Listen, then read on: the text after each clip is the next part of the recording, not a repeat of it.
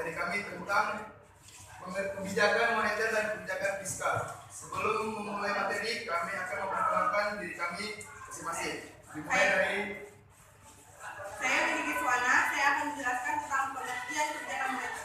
Saya Nana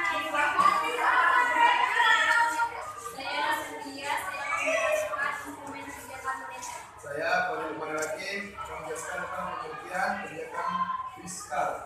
Saya Umi Nadia Jahra yang menjelaskan tentang instrumen kebijakan fiskal. Saya Nima Prastika akan menjelaskan tentang instrumen kebijakan fiskal dan bentuk-bentuk kebijakan fiskal.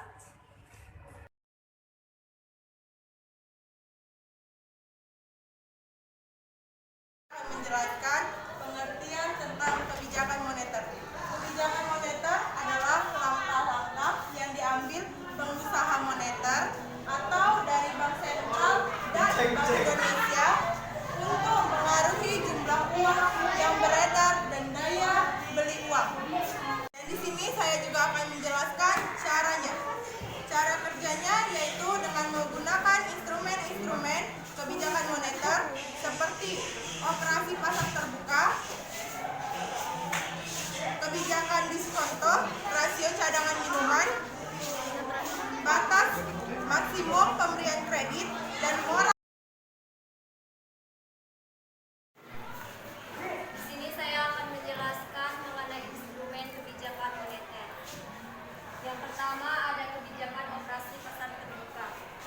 Kebijakan operasi pasar terbuka adalah salah satu kebijakan menjelaskan tentang instrumen kebijakan moneter. Yang pertama ada kebijakan operasi pasar terbuka. Operasi pasar terbuka adalah salah satu kebijakan yang diambil oleh Bank Sentral untuk menambah atau mengurangi jumlah uang beredar. Yang kedua ada kebijakan diskonto. Diskonto adalah pemerintah mengurangi atau menambah jumlah uang beredar dengan cara mengubah diskonto bank umum. Kebijakan cadangan kas. Kebijakan cadangan kas adalah Bank Sentral dapat membuat peraturan untuk menaikkan atau menurunkan cadangan kas. Yang keempat ada kebijakan kredit tetap. Kredit tetap diberikan bank umum, tetapi pemberiannya harus benar-benar didasarkan pada syarat 5C, yaitu charter, capability, collateral, capital, dan condition. Yang kelima ada kebijakan dorongan moral.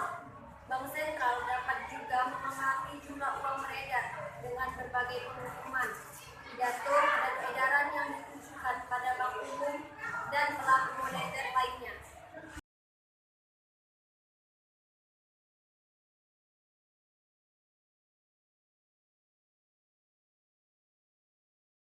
di sini ingin menjelaskan tentang pengertian kebijakan fiskal. Kebijakan pemerintah dalam mengaruhi pengeluaran dan pendapatan dengan tujuan untuk menciptakan kesempatan kerja yang tinggi tanpa inflasi. Namun pada dasarnya kebijakan fiskal atau kebijakan anggaran dapat dinilai dari dua aspek, yaitu aspek kuantitatif dan aspek kualitatif. Aspek yang pertama tadi adalah aspek kuantitatif. Aspek kuantitatif kebijakan fiskal artinya berhubungan dengan jumlah uang yang harus ditarik dan dibelanjakan. Dan aspek yang kedua adalah aspek kualitatif. Aspek kualitatif kebijakan kualitatif artinya berhubungan dengan peningkatan jenis-jenis pajak, pembayaran dan subsidi.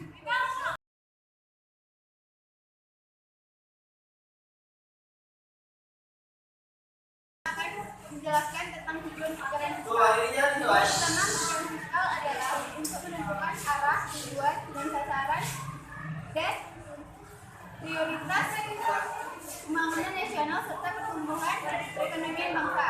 Adapun tujuan-tujuan mengeluarkan kebijakan fiskal adalah sebagai berikut: mengendalikan harga, untuk mengatasi masalah inflasi. Dua, kebijakan fiskal digunakan agar keadaan ekonomi membaik. Tiga, memperbaiki kondisi perekonomian. Empat, mencegah pengangguran.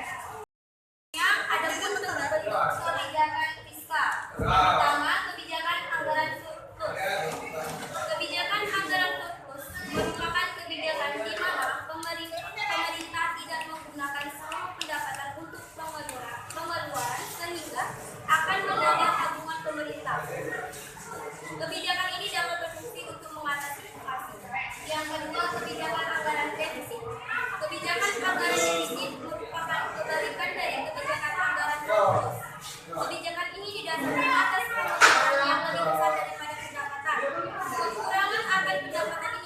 yang akan diatasi dengan sebuah pinjaman, baik itu pinjaman dari dalam negeri maupun dari luar negeri. Yang ketiga, kebijakan anggaran berimbang. Kebijakan yang berimbang adalah bentuk anggaran di mana realisasi pendapatan negara sama dengan besarnya jumlah realisasi pengeluaran atau belanja negara. Melalui kebijakan ini, pemerintah menyesuaikan penerimaan yang dimiliki negara sehingga antara penerima dan pengeluaran sama dan berimbang.